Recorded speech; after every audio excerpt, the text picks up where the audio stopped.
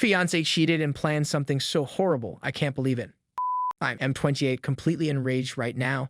I just returned from a long-term deployment abroad and discovered that my fiancé, F24, had been cheating on me the whole time. That's terrible enough, but things get much, much worse. She contracted herpes from the other guy, and I hope you're sitting. Her goal was to infect me as well, giving me an excuse not to dump her. Are you serious? Can somebody explain her logic to me? She was trying so hard to lure me into bed. Normally, she allows me a few days to recover from jet lag before initiating intimate. This time, she was talking nasty, cam girl dirty. She never does that, and jumping into my lap in the parking garage, she's usually extremely discreet about physical love. Something didn't seem quite right, so I told her I wanted to rest after my long travel. This sparked a massive brawl on the way home, which escalated into a full-fledged shouting war once we arrived, replete with her destroying stuff. I didn't understand what was going on and told her I was going to contact the cops so she could be locked up for her own good. And that's when she admitted she cheated on me with a man she met on Tinder. She admitted it was a mistake, apologized, and asked me to forgive her. I simply gazed at her, trying to catch my breath. I told her she needed to go and give me some space, but she dropped to the floor and grabbed my legs, telling me that I couldn't send her out, that I could forgive her if we could just make love. I asked to know why it was so crucial. In between shouting, weeping, and yelling, she claimed she had herpes, that dumping her would destroy her life, and that it was my fault since I wouldn't have intimacy with her right then and there. I had the impression that a million spiders were crawling all over me. I grabbed my keys and walked away. I'm at a hotel now, and she's blowing up my phone, messaging me that herpes isn't a big issue, that having it together would make us a stronger marriage, and that we could even share medicine. She put a laughing face emoji after that line. I believe she's going nuts. We've been dating for 5 years, engaged for a year, and I have no idea who she is. I've had many showers and still get the sensation that bugs are crawling all over me. I can't even shut my eyes or turn off the lights. Has anybody dealt with a situation like this before? What on earth was she thinking? What am I meant to do now? Now let's go for story 2. My 18 male stepmom 25 female keeps using my girlfriend 17 female as a babysitter for my sister 4 whenever we're hanging out. I'm 18 tall. Shannon, my girlfriend, is 17 feet tall. We met when my stepmom, Lindsay 25F, hired her to watch my 4-year-old half-sister. It was never a nannying arrangement. It was simply sporadic evenings out here and there, beginning when my sister was around 2. My girlfriend and I had always known each other from school, but had never actually hung out. We began chatting when she'd come over to babysit my sister, and we ultimately started dating, and it's been amazing since then. The problem is that my stepmom appears to believe Shannon is now at her beck and call whenever Shannon comes over, which is often. She'll simply say, "Oh, Shannon, I'm just going out to have my nails done. Do you mind keeping an eye on Remy?" Or if Shannon stays over on the weekend, she'll stroll into the room very early and wake up Shannon saying, "Oh, I just want to dash out while she's still sleeping. I'll be right back," and then leave until 2 or 3 a.m. Shannon needs to stand up for herself and say no, but when Lindsay walks in and doesn't even ask, she just says, "Oh, you wouldn't mind, would you?" Shannon says she freezes up and says yes, because if she says no, it will be like her saying yes, she doesn't mind watching my sister, which she believes gives the wrong impression. I tried talking to my stepmom about it, but all she said was, "Don't be ridiculous. Shannon doesn't mind at all." Shannon refuses to be her on-call babysitter 24 hours a day, 7 days a week, no matter what I say. So whatever arrangements Shannon and I have wind up falling through, and we just hang out at home. And then when I have to go to work or practice, which is why my stepmom knows she can't rely on me for childcare, Shannon is stranded at my house for hours with my sister. I was overjoyed when I found out I was going to have a sister, but I also made it plain that I am not a babysitter. My younger sister is a pretty wonderful child. We're having a great time. I like hanging out with her, and certainly part of the time it's just me and her, such as when we go to the park or the movies, but that's not babysitting. It's just hanging out with my sister. I attempted to convince my father and stepmother that, except when they discuss it with Shannon ahead of time, it's not fair to simply spring it on her. Lindsay says Shannon is okay with it, so it's okay. My argument is that the scenario is too uncomfortable for Shannon, and she thinks she can't say no, and Lindsay continues telling me I'm stupid. For reasons I won't get into here, hanging out at Shannon's place isn't really an option. Now let's go for story 3. My 23 female roommate 23 female keeps crying in the middle of the night. We're both in graduate school and recently moved in together this semester. We had some common acquaintances, met together, and had a great time, so we thought it would be a good idea to room together in our costly city. Overall, we get along well as roommates. We're both tidy, equally divide the food and expenses, and don't bring strange individuals home in the middle of the night. Over the following year, I envision us being excellent friends. I don't believe we're there yet, but I feel obligated to say something. I've woken up in the middle of the night to pee/get water in the last week and heard her sobbing. We have our own rooms, but the walls in our apartment are paper thin. During the day, she is perfectly normal. She hasn't told me anything about her problems, simply that she's tired, stressed from school. I'm concerned about her, but I don't want to go too far and make her feel uncomfortable if she doesn't want to speak about it. Is there any way to bring it up casually? Update.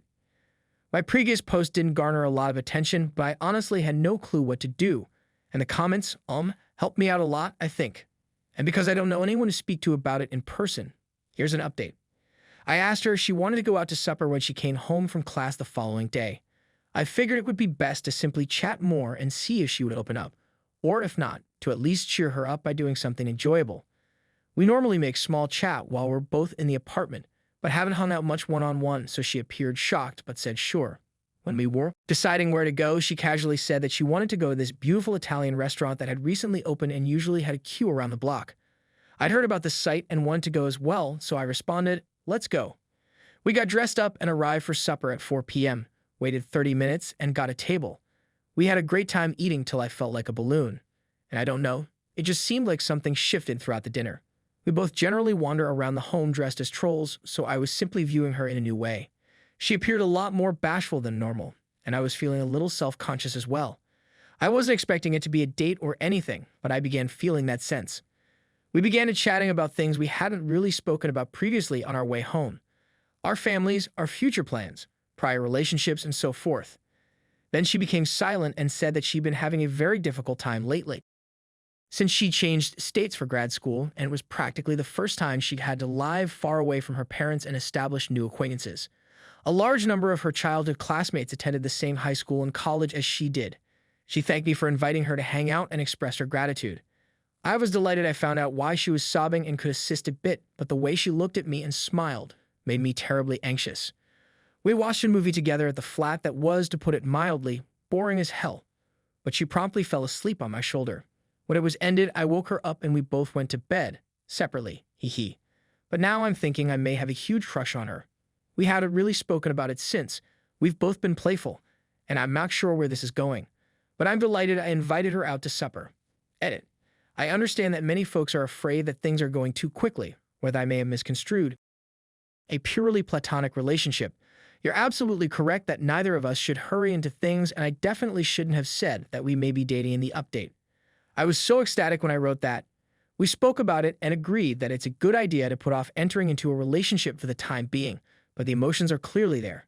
I didn't include all the specifics since I didn't want to make the story too lengthy, but we were both flirting with each other throughout dinner and after, casual caressing, compliments, and we were virtually snuggling during the movie. But yes, it's not a good idea to start dating when she's still adjusting to life in a new city. We're going to take it easy and come back to dating in a few months.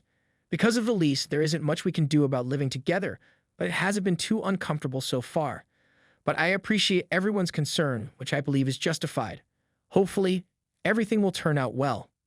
Now let's go for story 4. My ex-fiance's new engagement ring is the one I bought her a few years before we broke up. I had recently graduated from high school and had been engaged, but my boyfriend and I were in separate places at the time. It was simpler to see each other while we were in school together every day, but now that we had graduated, I would have to travel 2 hours to visit, and I was the only one with a driver's license, so we didn't get to see each other as frequently. She wanted me to visit every day, which I couldn't do since I got off work at 8 p.m., but I tried my best to visit on days when I got off early or on weekends. Our connection became distant and nasty. I tried to make things work as best I could, but one day she came up to me and said we were done and she needed her belongings back. I went up to return her belongings the same day.